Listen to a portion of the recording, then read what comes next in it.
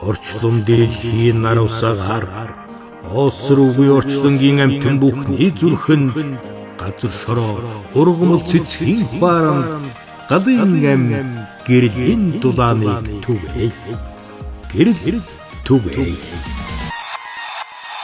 Ярилцлагын урилгыг хүлээж авсанд маш их баярлалаа. Энэхүү нэвтрүүлэгт ороход угаасаа би төмөн олны төлөөлөл болж ер нь энэ ертөнцид хороо ертөнцид төрсөн маань бол хүний сайн сайхны тусын тулд бүх буйнаа энэ насныхаа ухамсарт амьдралаа зориулж байгаа болохоор энэ тухай намайг бас өрсөн байхаа хүндэтгэн өрсөн болов гэж би ингэж бодож баяртайгаар хүлээж авсан.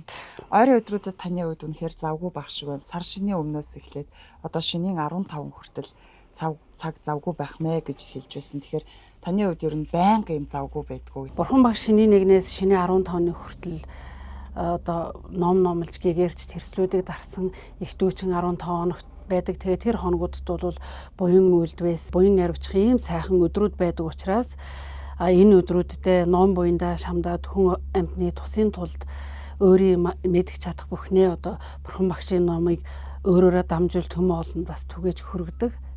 Ийм чухал дүүч өдрүүд бас явж байгаа өнөөдөр шинийн 13 гэдэг өдөр байна. Өнөөдөр бол 3 дугаар сарын 1-ний өдөр яг хавар айлчлал ирж байгаа мэт их сайхан өдөр байна. Тэгэхээр та хаврыг ер нь юу гэж боддог вэ? Энэ хавар бол танд хийхээр төлөвлөсөн олон ажлууд байгаа. Хавар цаг бол хүний амьдралын яг хинзэл дэлгэрч байгаа юм шиг хүний амьдралаар ботход тийм их агуу бүхний эхлэл, тийм их сайхан өрн цаг ирж байгаа. Тэгэхээр хавар цагт бол хүний сэтгэл санаа ч гэсэн бас уран бүтээлийн янз бүрийн онгод болоод хүний хийж үтэх ажлын эд сайхан төлөвлөгөө гэх юм уу? Тийм альба бүхний эхлэл хамгийн өрн тэргүүн сайхан цаг ирж байгаа гэж боддог. Хавар бол хамгийн гоё сайхан уйлрал. Урийнхаа түмний өвлгийн нутаг өндөр сайхан уулсын дунд та төрсэн айлын бага охин гэж сонсч ирсэн. Хүүхэд насныхаа тухай, сайхан ээж авийнхаа тухай, тэр сайхан өндөр сайхан уулсын нутгийнхаа талаар ярихгүй юу? За тэгээ юуны өмнө би Ховд аймгийн Мөнх хайрхан суманд төрсөн. За мөнх цаст уулстаа маш их сайхан үзэсгэлэнтэй байгальтай хатан сэнкрийн гол урссан миний унсан газар угаасан ус гэдэг бол энэ хорвогийн хамгийн нэгдүгээр бурхны орон Деважин юм. Тэгээд миний аав бол Үржин гэж хүн байсан. Насаараа малчин туур туудаг тийм хүн байсан, анчин хүн байсан. Ээж минь бол бас жирийн нэг сайхан Монгол эмэгтэй байсан. Хөдөөний малчин аав ээж хоёр маань хоёулаа малчин. Хөөх даху цагаасаа нутаг орондоо хад асахтаа түргэн урсгалт гол мөрөнтөө тэнд хонь малаа хариулж ингэж бас бага насаа өнгөрөөсөн. Энэ амьдралд өвдөг сөхрөхгүй ноён нуруутай ер нь ийм их дайчин явж байгаа маань бол миний тэр нутаг орны онцлог, уул усны онцлог бас дээрээс миний аав ээж намайг сургууж хүмүүжүүлсэн тэр хүмүүсийн бас их ач буй энэ амьдралд өдөө дайна явахад маш их үүрэг гүйцэтгсэн гэж би бодож тэр бүгдээрээ би бахархаж явд юм аа. Та анх яг хизэнээс өөртөө ийм онцгой чадвар зүүн бэлэг байгааг мэдэрсэн бэ? Би бүр 14-5 настай жоохон хүүхэд байхдаа л ирээдүйд болох ч байгаа ч юм уу өөрийнхөө амьдрал болно. Ингээд өнөөдөр бороо орхон гэдэг ч юм уу утгагүй нэг тийм онцгой таавгүй зүйл болох ч байгааг надад мэдрэгддэг байсан. Би 17-8 настайдаа байхдаа Бурхны номыг төвд өсгийг өөрөө анхалж бие дааж сурж байсан. Маань Улаанбаатар хот яваад тэгээд чинь Бурхны ном сонирхдаг юм чинь энийг сураараа гэд. Тэгээд төвд үсгийг бол өөрөө бие дагаа сурсан. Гэвч бас өөрөө номын багш учраас өмнө учрыг мэддэг байсан. Тэгээд бясалгалын номын багштай уулзаад учрахын хөв тавилан ерөөлөөр учраад тэгээ багш маань болохоор миний даалд зөв мэдрэхүүг бясалгалын замаар зөв замаар нь номын замаар нь надад ингэж нээж өгчээсэн.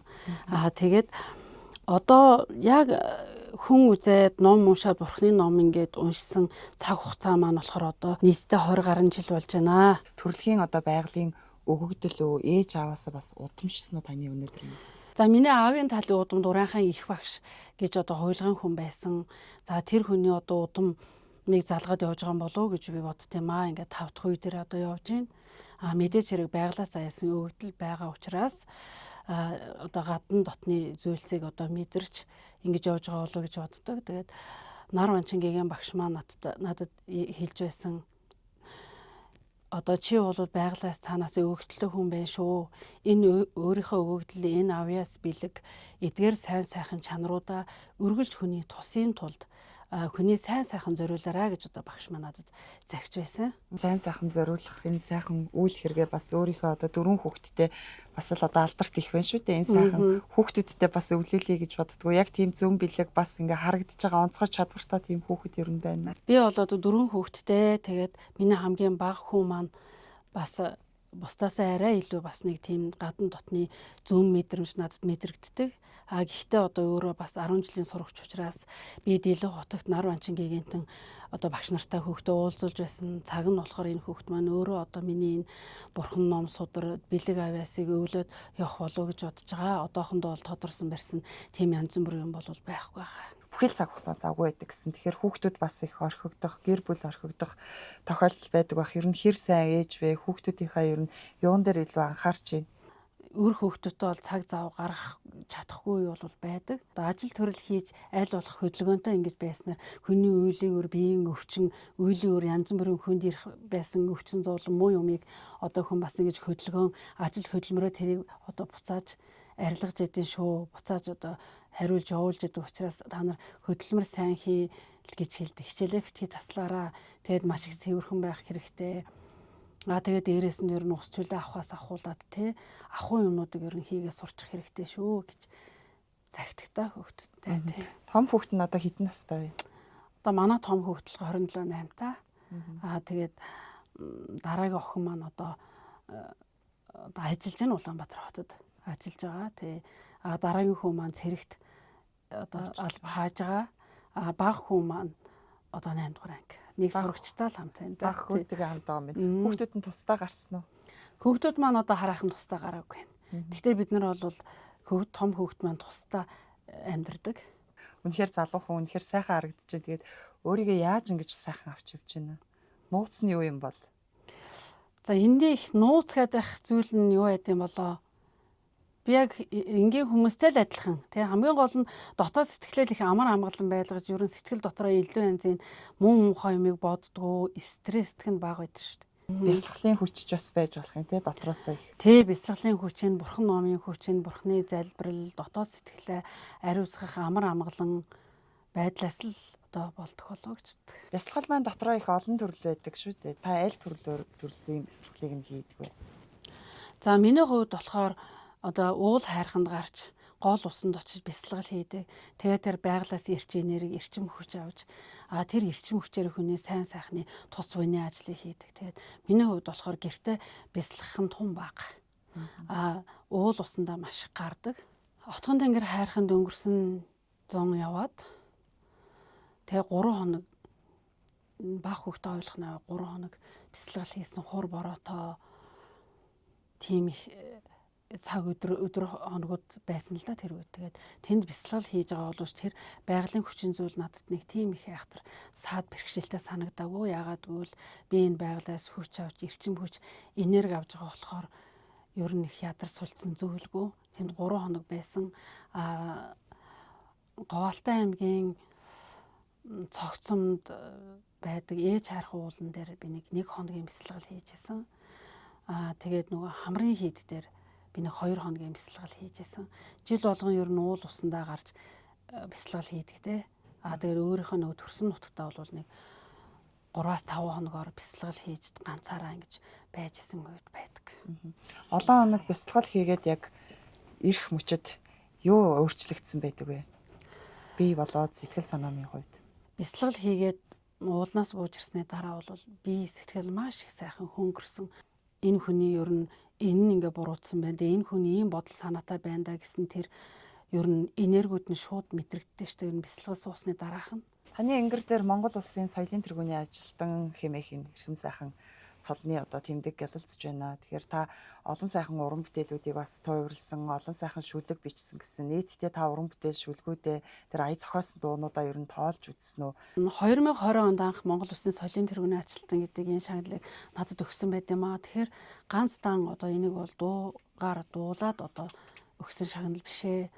Энэ шашин урлагийн олон цэнгүүнүүдийг зохион байгуулж хийсэн Тэгээд дээрээс нь дууны шүлэг сүүлийн үед бас аялгуу зохиосон тэдгэрийг одоо бүгднийг одоо багцлаад энэхүү шагналыг надад өгсөн байхаа гэж би бодд юм аа. Тэгээд миний хувьд болохоор нийтдээ нэг дууны шүлэг гэх юм бол нэг 7-8 дууны шүлэг байна. Одоо л ингээд нөгөө шашныхаа ажлын хажуугаар уран бүтээлчтэй хамтарч одоо урлагийнхаа ажлыг хийж эхэлж байгаа өнгөрсөн жилээс эхлээд амар жаргал гавьяат маань бүхнээ жаргалтай хэмээх сайхан уран бүтээлийг надад 5 жилийн өмнө өгсөн байдаг. Тэгээд энийгээ саяхнаа одоо дуулаад дүрсжүүлээ төмө олондоо хүргэсэн байдаг. Би өөрөө нөгөө дууны шүлгийг бичээд аялгауг зохиосон дуулж жаргах нутаг гэдэг дуу байдаг бас. Миний бас тэгээд цагаан дэрх гээд ганц 2 уран бүтээлүүд би одоо утахгүй үзэгч олондоо хүргэе гэж бодож байгаа. Тэгээд нөгөө аялгау зохиохдоо бол би бол нот мотор зохиодгоо өөрийнхөө мэдрэмжээр яг толгоонд орж ирсэн тэр аялгаугнуудыг хооронд нь холбоод тэгээд аялгау зохиодог.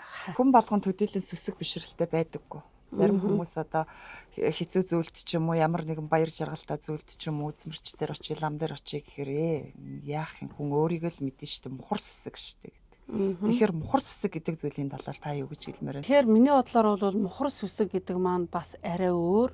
Энэ бурхны ном бол мухар сүсэг хоёрыг бол ялгаж салгаж ойлгох хэрэгтэй. Яг бурхны шашныг бол мухар сүсэг талаас нь ойлгох ямар ч боломжгүй.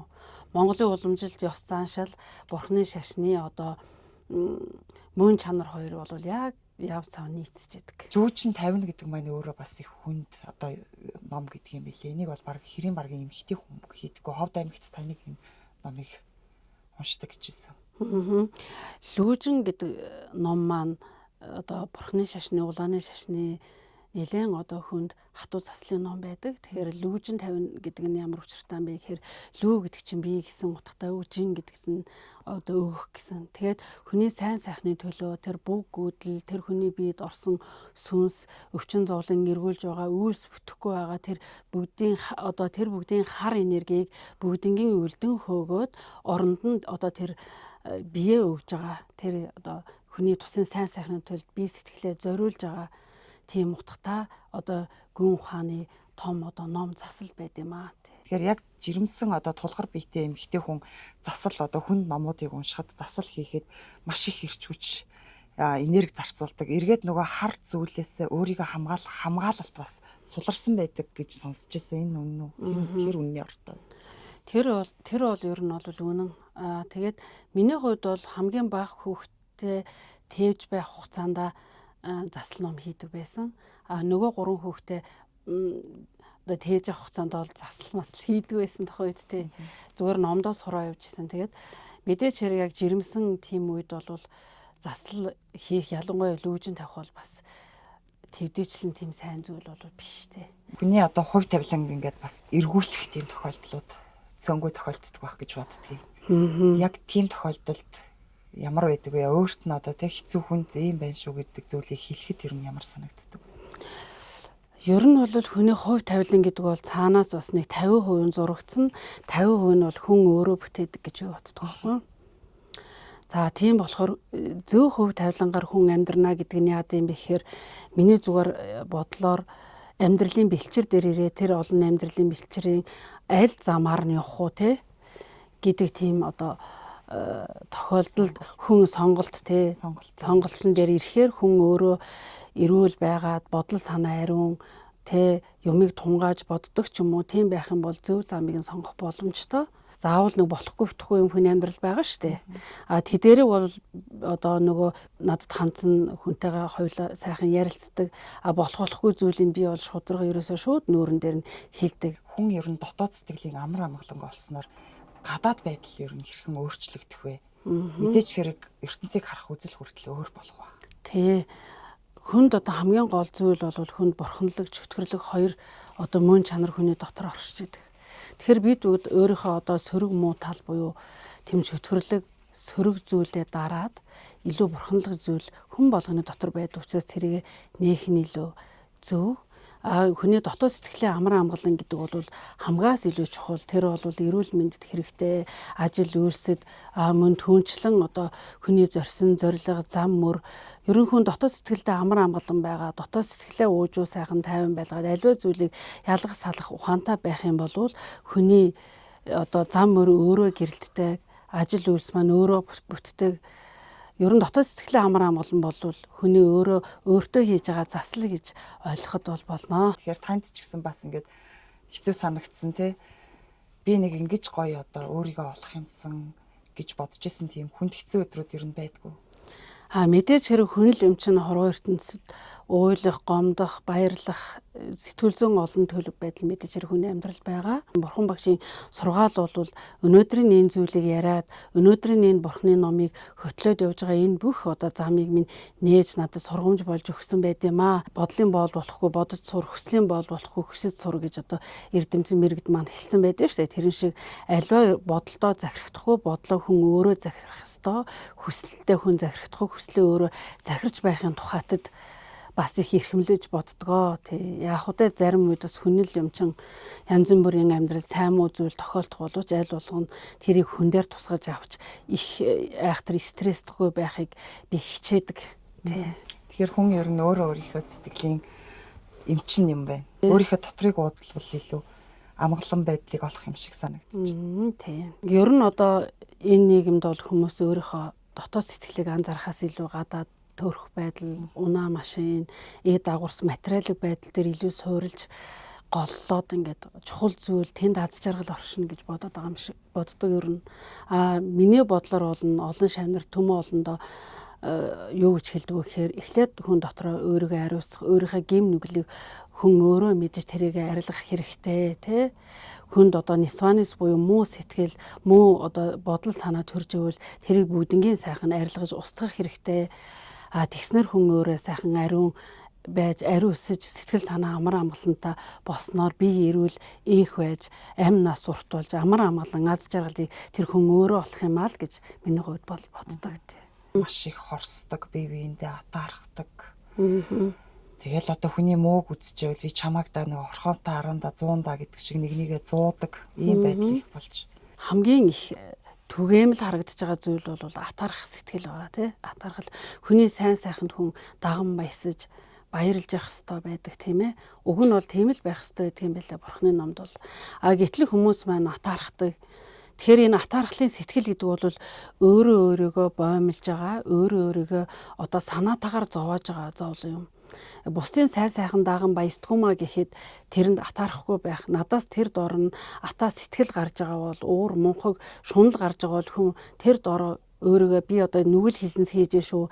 Энэ миний бодож байгаа атаархаж байгаа одоо ууралж байгаа энэ сэтгэл маань буцаад одоо надад эргээд одоо над дээр буун шүү, буухта буултна хатуу болох юм шүү. Би энэ үлийн үрийг эдлэн шүү гэдгийг л хүн болгон дотроо бодох хэрэгтэй. Би өнөөдөр юу ярьж байна? Би надаас ямар сэтгэл гарч байна гэдгийг өдөр болгон хүн сэтгэлээ шинжиж явах ёстой. Эмэгтэй хүн ер нь төрөлхийн тийм их зөнтэй байдаг юм шиг санагддیں۔ Тэгэхээр өөрийнхөө зөнгөл дагна гэдэг их хамгийн зөв юм шиг санагдаад байдаг шүү дээ. Тий, яг үнэ. Ер нь ээж хүн, их хүн, эмэгтэй хүн өөрөө их айхтар зөнтэй зүүн мэдрэмжтэй мэдээж хэрэг бурхан хүнийг бүтээсэн, эмэгтэй хүнийг бурхан бүтээсэн. Хүнээс хүн гардаг, өөрөөсөө хүн өсгдөг, дэлбэлүүлдэг учраас өөрөө агуу их тийм хайрын далаа, агуу их зүүн мэдрэмжийн одоо тийм нууц байдığım эмэгтэй хүнд оршдог л гэж би боддог шүү дээ. Ямарваа нэг зүйлд баригдахгүйгээр ингэж амьдрах. Энэ миний амьдралын сонголт, би энэ амьдралаа өөрөө сонгосон байт юм аа. Одоо сүүлийн 10 жилийн амьдрал бол миний жинхэнэ одоо өөрийнхөө сурыг гэсэн зүйлээ, сурч мэдээ гэсэн зүйлээ мэдээж энэ амьдралд илүү боловсрсан 10 жил байна. Бүх энэ амьдралыг бүх зүйлийн тэгшлэн гэхээр болдгоомаа гэд. Хүүхдүүдэд тэгж урам зориг өгдгөө. Тэгэл яг гадаа гарч ир болж гэрт орж юм болж энэ амьдралыг туулж байна. Энэ зөвхөн ганц миний амьдрал биш. Тий, над шиг ингэж амьдарч яваа болоод надаас хэцүү амьдарч байгаа хүмүүс байдаг. Гэтэ хүн сэтгэлийн тэнхийгээр өөрийнхөө урам зоригороо тий энэ хорвоо ертөнцийн амьдралыг туулдаг. Энэ бол хүний амьдралын жам явц юм да. Тэгэхээр ер нь хүнийг таньна гэдэг чинь өөрөө бас их тийм чамар зүйл биш шүү дээ. Тэгэхээр ер нь амьдрал зохиоход хүн бас нэг их яарад хэрэггүй юм шиг санагддгийн. Та энэ дээр бас манай үзэгчдэд охтуудтай, бүсгүйчүүдтэй ер нь юу гэж зөвлөмөр вэ? Аливаа амьдралд бас их яарахгүй, аливаа зүйлийг их нухацтай бодож тунгааж ингэж одоо хань ижлээ цонхон зөв юм болов гэж дээр үед манай ээж хэлдэг байсан. Эмэгтэй хүн одоо 3 жилийн дараа одоо голын 3 үгээ хүнд хэлдэм шүү гэж ээж маань хэлжсэн байхгүй. Тэгэхээр 3 жил одоо хүнтэй найзал нөхөрлөөд 3 жилийн дараа одоо нөгөө хүндээ дотор бодож байгаа бодол санаагаа ч юм уу те тэдгэр зүйлээ тэгж монголчууд маань хэлдэг байсан. Надад тэр ээж маань хэлжсэн маш их одоо бодогддөө шүү дээ. Юу юуг бол очиод хамаг юмаа тоочоод байж болохгүй нэ шүү дээ тий. Тэгэхээр тэр хүнийг таньж мэдээд тэр одоо агуу их тэр нууцлаг ертөнцөө нээхтэй одоо 3 жилийн хугацаа орд юм биш наандч. Тэгж хэлдэг байсан тий. Хүний ээж аав ер нь амьдралыг бас их урдаас бараг таамаглаад байгаа юм шиг санагддаг. Тэгэхээр ээж аав юуны хэрэгтэл одоо эцэг их үрийн хүн нандин холбоо байгаа шүү дээ. Тэрийгээр бас мэдэрдгийм болов уу гэж боддгийн. Тэр яг тийм. Энэ их сайхан асуулт байлаа. Ээж маань ягаад ч юм надад тэгж хэлдэг байсан.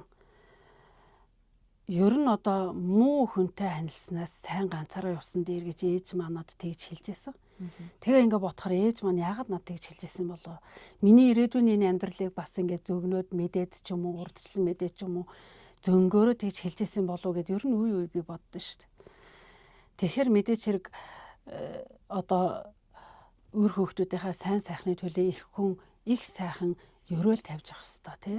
Өрөөл гэдэг чинь нэг өсөндөө бусдыг өрөөснөөр өөрийнхөө амьдралын болон өөр хүүхдүүдийнхээ амьдралын заяа замыг өрөөж байгаа гэсэн тий. Өгөх гэдэг маань өөрөө авахаасаа илүү сайхан гэдэг шүү дээ тий. Өглөг буян гэдэг маань өөрөө эргээд хүнд ямар одоо сайн сайхан зүйлийг сайн сайхан ирээдүйг бий болгодог юм бэ? Өглөг гэдэг зүйлийг олон янзаар өгч болдог тий. Хүн сайхан үг хэлэх, хүн рүү сайхан хараад инээмсэглэх тий. Гих мэтлэн хүн сэтгэлээ өглөгөд зөндөө олон талын өглөг байдаг. Одоо хүнд бэлэг сэлт өгдөг, өөртөө байгаа зүйлээ барьдаг өгдөг өглөг бол бас миний хамгийн одоо дуртай хобби гэх юм уу тий. Би хүнд юм өгөхөөр их баярлал гэдэг. Зарим хүмүүсийн энерги мэдрэгддэг. Зарим хүмүүсийг одоо үзэх ч юм уу, зарим хүмүүстэй уулзахаас одоо дургуйцай, зайлсхийгээ дургуйцайд уур хүрээд зарим үед илүү их тийм ширүүн ууртаа тогшин болдог тий. Зарим үед урд нь уулзж байгаагүй ч гэсэн хамгийн анх уулзж байгаа мөртлөө таньдаг юм шиг нэг тийм гоё эерэг энерги мэдрэгдэх хүмүүс ч хүртэл бий. Тэгэхээр ерөнхийдөө бол тэр хүмүүсийн янз бүрийн одоо энерги бол мэдрэгдээд идэм шиг байна. Хүмүүс тэр нь зүүд зөн гэдэг зүйл нэг л зүйлийг бас хилээд байдаг юм шиг санагддаг. Зүүд гэдэг зүйл өөрт ингээд мэдрэгдэж байгаа тэр нөгөө мэдрэмж гэдэг зүйл бас л эмгтэй хүний тухайн хүний одоо зүүн совин байх нэ ер нь. Ихэвчлэн амар амгалан байсан үедээ зүүдээ илүү сайн одоо ажил шинжих юм бол зүүдээр одоо дамжуулж хүний оюун ухаанд тархинд бас ямар нэг юмыг сэрэмжилж өгдөг тал байдаг. Зүүн талд одоо 3-4 судар номнууд харагдаж байна. Тэгэхээр та энэ судар номоо ер нь өглөө оройдоо гороолдгоо энэ судар номныхаа талаар бас ярихгүй юу? Ямар судрууд байна? За манад болохоор жадам гэж судар байгаа. Тэгэхээр дүүжин өдрүүдээр жадам судраараа бол гороолдог. Өдөр болгоно бол гороолдгоо. Тэгээд дүүжин сайн өдрүүдээр бол гороолдог. Төмөө олонд адис одоо өгдөг. За тэгээ жадам судар байна, сундуу байна. Тэгээ майнын гав бум гэдэг ийм сайхан том 3 тийм том судар одоо тэнд харагдаж байна тий. Олон чайлуудад ном судрууд байдаг. Зарим нь зүгээр одоо нөгөө амьлуулаагүй ном судар ч юм уу шууд авчирээд ингээд дахиад шүтээд тавьсан байдаг. Зарим нь яг үе дамжсан одоо ном судрууд байдаг шүү дээ. Энийг ер нь хүн ер нь яаж арчлах ёстой юм болоо. Зарим айлуудад одоо судар ном хүндэтлээ гэж хүртэл ярьдаг шүү дээ тий. Бурхны одоо судар гэдэг судар ном, бурхны судар ном маань бурхны сургаал байдаг тэр дотор. Сургаал өрөөл явж байгаа юм бурхны судар дотор. Сургаал өрөөл орсон байт юм аа. Тэгээд ер нь бол айлд одоо хүн өөрөө шүтэж, арчилд тордож авч явж чаддаг болохоос биш судар ном бурхан айлд бол гай болно гэж бол байдаг. Энэ чинь хүний сайн сайхны төлөө сайн сайхан юмыг бодоод биелэгдээд тавьсан байгаа шүтэн шүү дээ.